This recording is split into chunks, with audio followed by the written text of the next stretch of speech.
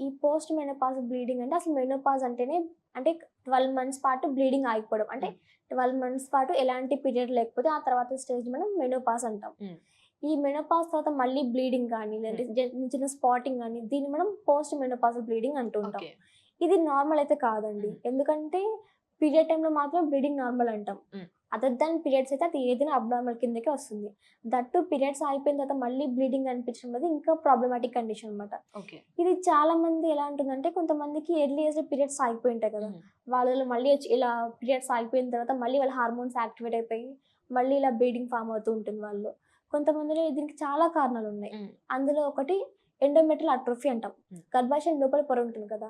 ఆ లోపల పొర అనేది ఈ మెనోపాజ్ అంటే అక్కడ హార్మోన్స్ అన్ని తగ్గిపోతుంటాయి. ఈ స్టేజ్‌లో ఏమవుతుంది అది పలచబడిపోతూ ఉంటుంది. హ్మ్. ఇలా పలచపోయినప్పుడు దాంట్లో క్రాక్స్ ఏమైనా వచ్చాయనుకోండి, ఆ క్రాక్స్ నుంచి బ్లీడింగ్ వస్తుంది. ఇది అందరిలో వచ్చే కామన్ కాజ్ అనమాట. అంటే హార్మోన్స్ ఇంబాలెన్స్ అవ్వడం వల్ల ఆ క్రాక్స్ ఫార్మ్ అయ్యి, ఆ క్రాక్స్ నుంచి బ్లీడింగ్ ఫార్మ్ అవుతుంది. ఇది కొందరిలో స్పాటింగ్ లాగా కనిపిస్తుంది. అప్పుడప్పుడు మాత్రమే కనిపిస్తుంది. కొందరిలో రెగ్యులర్ బ్లీడింగ్ ఎలా ఉంటుందో అలా 3-4 డేస్ వరకు మళ్ళీ బ్లీడింగ్ అవుతూనే ఉంటుంది ఇలా. హ్మ్. ఇదొక కాజ్.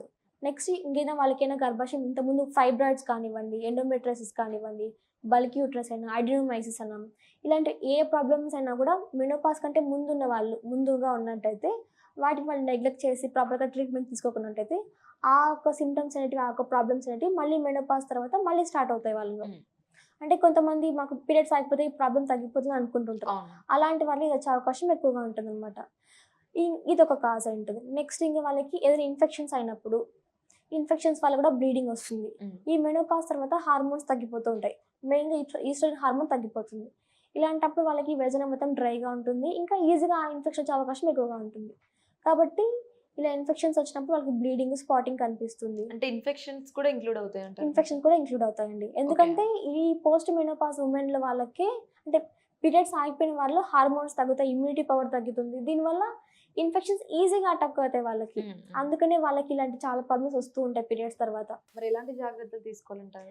వాళ్ళు మెయిన్‌గా ముందు ఏదైతే ప్రాబ్లమ్స్ ఏదైతే ఉన్నాయో హ్మ్. పెరిమెనోపాజ్ స్టేట్‌లో హ్మ్. ఫైబ్రాయిడ్స్ కానివ్వండి, ఈ పీసీఓఎస్ అవ్వనివ్వండి, ఎండోమెట్రైసిస్ బల్క్ యూట్రస్ ఇవన్నిటికి కరెక్ట్‌గా ట్రీట్మెంట్ తీసుకోవాలన్నమాట ఫస్ట్. ఎర్లీ స్టేజ్‌లో దీన్ని మనం కంట్రోల్ చేసుకుంటే దాని తర్వాత రాకుండా ఉంటాయి. హ్మ్.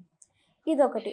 నెక్స్ట్ చాలా మందిలో ఇది 90% మెంబర్స్‌లో ఇది నాన్ క్యాన్సరస్ అనమాట. హ్మ్. అంటే నార్మల్‌గా ఇతర ఇతర ప్రాబ్లమ్స్ వల్లే బ్లీడింగ్ అవుతుంది. కానీ 10% మెంబర్స్ ఉంటారు కదా!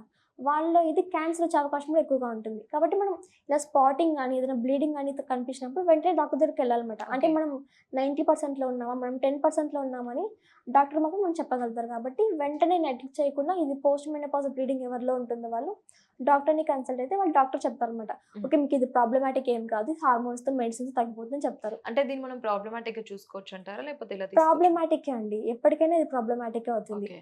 ఇది మనం అసెస్ చేసుకోవాలి. మనం 10%లో క్యాన్సర్ స్టేట్‌లో ఉన్నామా? లేదంటే నాన్ క్యాన్సర్ 90%లో ఉన్నామా? అని చెప్పేసి. హ్మ్. క్యాన్సర్ అయితే డేంజరస్‌గా ఉంటుంది. అవును. ఈ 90% అయితే మందులతోని తగ్గిపోతూ హ్మ్. ఉంటుందనమాట. దట్ ఈ పోస్ట్ మెనోపాజ్ వుమెన్‌లో హోమియోపతి అనేది చాలా ఎఫెక్టివ్‌గా వర్క్ అవుతుంది. అంటే ఇది మనం ఎన్ని డేస్ తర్వాత గుర్తించవచ్చంటారు? ఈ పోస్ట్ మెనోపాజ్ అనేది 12 మంత్స్ తర్వాత పీరియడ్స్ రాకుండా ఉంటాయి గదా! ఓకే. ఆ తర్వాత ఎప్పుడు బ్లీడింగ్ స్టార్ట్ అయినా దీన్ని మనం పోస్ట్ మెనోపాజ్ బ్లీడింగే అంటాం. ఓకే. అది చిన్న చిన్న స్పాటింగ్ అయినా, లాంగ్ డ్యూరేషన్ ఆఫ్ బ్లీడింగ్ అయినా కూడా ఈ పోస్ట్ మెనోపాజ్ బ్లీడింగ్ కిందకే తీసుకుంటాం. హ్మ్. ఇలాంటి ఏదైనా చిన్న చేంజ్ కనిపించావో వెంటనే డాక్టర్‌ని కన్సల్ట్ అవ్వాలి. హ్మ్. మనం ఈ పోస్ట్ మెనోపాజల్ బ్లీడింగ్‌ని హోమియోపతి ద్వారా చాలా కంట్రోల్ చేసుకోవచ్చు. వాళ్ళకి ఏదైతే కాజ్ ఉంటదో వాళ్ళకి ఇంటర్నల్‌గా ఈ ఎండోమెట్రియల్ అట్రోఫీ అవ్వనివ్వండి, లేదంటే ఇన్ఫెక్షన్స్ అవ్వనివ్వండి, ఫైబ్రాయిడ్స్ కానీ, ఎండోమెట్రియోసిస్ అవ్వనివ్వండి, వీటన్నిటిని మనం హార్మోన్ టాబ్లెట్స్ లేకుండా నేచురల్‌గానే హోమియోపతి మందుల ద్వారా మనం కంట్రోల్ చేసుకోవచ్చు. హ్మ్. మళ్ళీ బ్లీడింగ్ రాకుండా వాళ్ళకి ఇంకా సివియర్ ఫార్మ్‌లోకి వెళ్ళకుండా, ఎక్కువ బ్లీడింగ్ అయ్యి వాళ్ళకి అనీమియా రాకుండా, ఇవన్నీ మనం జాగ్రత్తలు తీసుకుంటే హోమియోపతి ద్వారా కంట్రోల్ చేసుకోవచ్చు ఇవన్నిటిని. హ్మ్. ఇంకా 10% మెంబర్స్‌లో ఎలా ఉంటుందంటే ఇది క్యాన్సర్స్ వచ్చే అవకాశం ఎక్కువగా ఉంటుంది. అంటే ఓకే. గర్భాశయం లోపల పొర అనేది క్యాన్సరస్ సెల్స్‌గా మారుతుంది. హ్మ్. ఇలా మారినప్పుడు ఆ సెల్స్ ఎక్కువగా గ్రో అయ్యి వాళ్ళకి బ్లీడింగ్ వస్తుందన్నమాట. ఈ కండిషన్స్‌లో కూడా మనం హోమియోపతి యాక్ట్ చేస్తుంది కూడా. హ్మ్.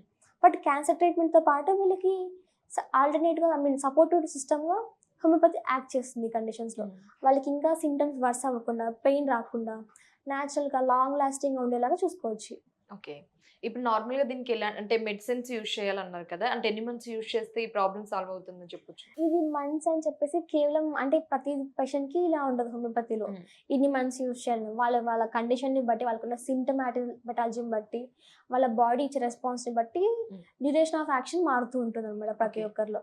కొంతమంది 3 మంత్స్‌కే తగ్గొచ్చు. హ్మ్. కొంతమంది 4 మంత్స్‌కి, కొంతమంది 6 మంత్స్ కూడా తగ్గొచ్చనమాట. హ్మ్. కానీ యావరేజ్ 6 మంత్స్‌లో కంట్రోల్ చేసుకోవచ్చు. 6 మంత్స్‌లో హ్మ్. డెఫినైట్‌లీ హ్మ్. కంట్రోల్ దట్టు చేసుకోవచ్చు. వాళ్ళు ఎలాంటి సైడ్ ఎఫెక్ట్స్ లేకుండా నేచురల్‌గానే కంట్రోల్ చేసుకోవచ్చు. ఇప్పుడు హోమియోపతి మెడిసిన్స్ ఏమున్నాయి మేడం మరి దీనికి సంబంధించి?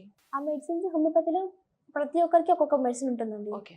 హోమియోపతిలో ఈ ప్రాబ్లమ్‌కి ఈ మెడిసిన్ అని ఉండదనమాట. హ్మ్. హోమియోపతిలో ఒక వాళ్ళకు మీరే మా దగ్గరకొచ్చారనుకోండి. హ్మ్. మీ సింప్టమ్స్ మొత్తం బేస్ చేసుకొని మీకు హ్మ్. ఎలా ఉంది, మీ కాన్స్టిట్యూషన్ ఎలా ఉంది, మీ సింప్టమ్స్ ఎలా ఉన్నాయి, మీరు ఎలా రెస్పాండ్ అవుతారు మెడిసిన్స్‌కి, మీ ఎమోషనల్ స్టేట్ అవ్వనివ్వండి, ఫిజికల్ స్టేట్ అవ్వనివ్వండి, అన్నిటిని అసెస్ చేసుకొని మెడిసిన్స్ ఇవ్వడం జరుగుతుంది. హ్మ్. ఇప్పుడు 10 మంది సేమ్ ప్రాబ్లమ్స్‌తో వస్తే 10 మందికి డిఫరెంట్ మెడిసిన్స్ ఇస్తాయి హ్మ్. హోమియోపతిలో. ఏ ఒక్కరికి రిపీట్ అవ్వదనమాట. అంటే హ్మ్. వాళ్ళ మొత్తం వాళ్ళ బాడీని ట్రీట్ చేస్తే వాళ్ళ డిసీజ్‌ని కాకుండా హోమియోపతిలో వాళ్ళ బాడీని ట్రీట్ చేయడం జరుగుతుంది.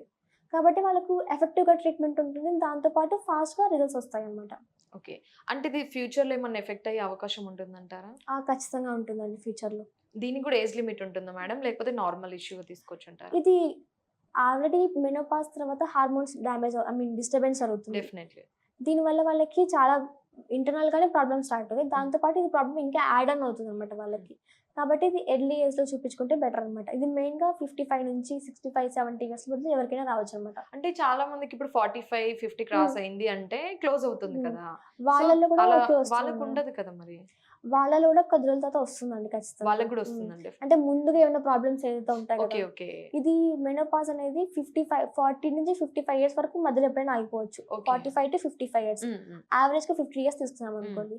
50 ఇయర్స్ తర్వాత వాళ్ళకొచ్చిన వాళ్ళని ఇది చూస్తామనమాట. హ్మ్. కొంతమందికి ఇంకా ఎర్లీగా ఆగిపోతుంటుంది. 35 ఓకే. ఇయర్స్‌కి ఆగిపోతుంది కొంతమంది. అవునవును. దాన్ని పెరిమెనోపాజల్ స్టేట్ అంటాం. హ్మ్. ఈ పెరిమెనోపాజల్ స్టేట్ వల్ల కూడా హార్మోన్స్ అనేటివి ఎర్లీగా డిస్టర్బెన్స్ జరుగుతుంది. ఓకే. దీనివల్ల కూడా వాళ్ళకి ఫ్యూచర్‌లో వచ్చే అవకాశం అంటే ఎక్కువగా దీనివల్ల ఉంటుంది. కూడా హార్మోన్స్ డిస్టర్బ్ అయ్యే అవకాశం ఉంటుందంటారా? ఖచ్చితంగా అండి. ఓకే. ఓకే. కాబట్టి మనం ఇలాంటి ప్రాబ్లమ్స్ ఎవరితో ఉంటాయి ఫైబ్రాయిడ్స్ కానివ్వండి, ఎండోమెట్రియస్ అవ్వనివ్వండి, లేదంటే అడెనోమైసిస్ కానీ, బల్కీ యూట్రస్ అవ్వనివ్వండి, ఇలాంటివన్నిటిని మనం పెరిమెనోపాజ్ స్టేట్ అంటే ఎర్లీ 35 ఇయర్స్ కానీ, 40 ఇయర్స్ ముందే మనం ట్రీట్ చేసుకున్నట్టయితే హ్మ్.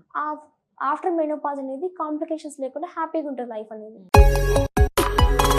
Fiticus Homeopathy